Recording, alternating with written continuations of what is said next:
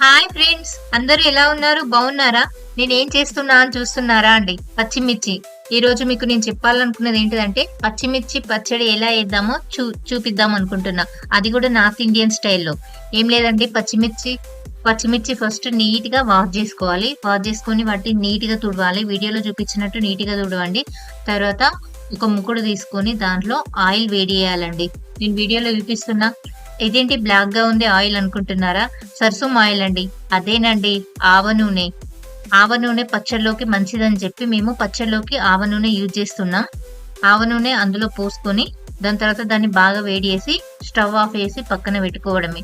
వీడియోలో చూపిస్తున్నా కదా, సేమ్ అలానే ఆయిల్ వేడయ్యాక పక్కన పెట్టేసుకోవాలి. తర్వాత మనం ఇంకో ముకుడు తీసుకొని దాంట్లో జీలకర్ర, ఆవాలు, మెంతులు, ఇంకా సోంపు. మెయిన్ గా సోంపు మర్చిపోకండి. నార్త్ ఇండియన్స్ వాళ్ళ పచ్చళ్ళలో మెయిన్ గా వాళ్ళు సోంపు వేస్తూ ఉంటారు. మేము కూడా సోంపు యూజ్ చేసాము. మంచి ఫ్లేవర్ వస్తుంది, టేస్టీగా కూడా ఉంటుంది. మళ్ళీ తర్వాత కలాంజీ అంటే బ్లాక్ కలర్ లో ఉంటుందండి. నాకు మేము ఆర్మీలో ఉన్నప్పుడు మా ఫ్రెండ్స్ అక్కడ మాకు ఎలా యూజ్ చేయాలి అంటే వాళ్ళే పరిచయం చేశారు కలాంజీ. దాన్ని కూడా మేము ఇందులో వాడాము. కలాంజీ బాగా టేస్టీ ఉంటుంది. కర్రీస్ లో కూడా మీరు వాడుకోవచ్చు. మొత్తం అన్ని అందులో మిక్స్ చేసిన తర్వాత కొంచెం హీట్ చేసి వాటిని వేయించుకోవాలండి. అంతేగాని బాగా వేయించాలి కదా అని చెప్పి బాగా బ్లాక్ అయ్యేంత వరకు అంత హీట్ ఎక్కువ పెట్టి అలా వేయించకండి. కొంచెం నార్మల్ గా వేయించండి. అది హీట్ తగ్గేంత వరకు ఫ్యాన్ కింద అలా ఉంచి హీట్ తగ్గేలాగా చల్లార్చడమే.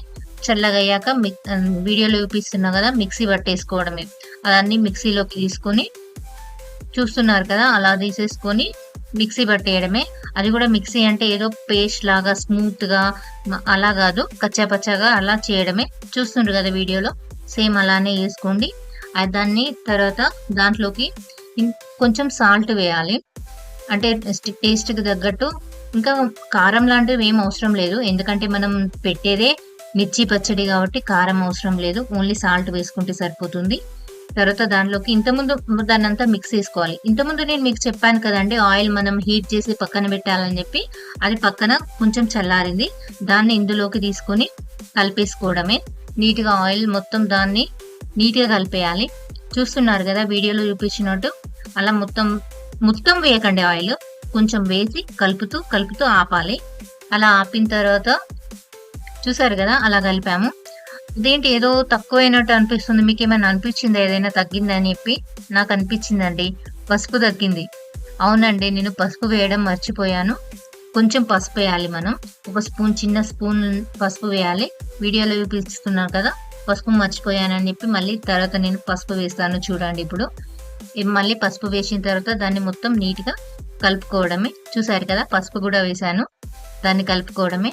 కలిపేసుకున్న తర్వాత ఇంతకుముందు నేను మిర్చి పచ్చడి అన్నాను కదండి, మిర్చీలు పక్కన పెట్టేసుకొని ఈ స్టఫ్ అంతా కరెక్ట్గా మొత్తం అంతా కలిసేలాగా కలుపుకోవాలి. కలుపుకొని ఆ మిర్చిలో ఈ స్టఫ్ పెట్టడమేనండి.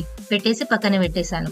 ఆ మిర్చిలో స్టఫ్ ఎలా పెట్టానంటే ఏముందండి, అవి తొడిమెలు తీసేయాలి. ఫస్ట్ తొడిమెలు తీసేసి దాన్ని మధ్యలోకి కట్ చేయాలి.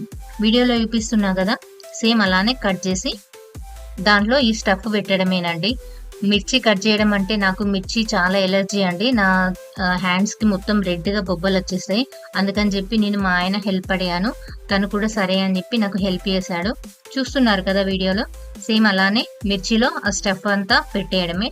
పెట్టేసి దాన్ని తీసుకొని పక్కన పెట్టేయాలి. అలా మిర్చి మొత్తం చేశారు. నేను కొంచెం కట్ చేసి ఇవ్వడం, చాక్తో ఇట్లా మీద కట్ చేసి ఇచ్చాను. తను అట్లా స్టఫ్ పెట్టాడు.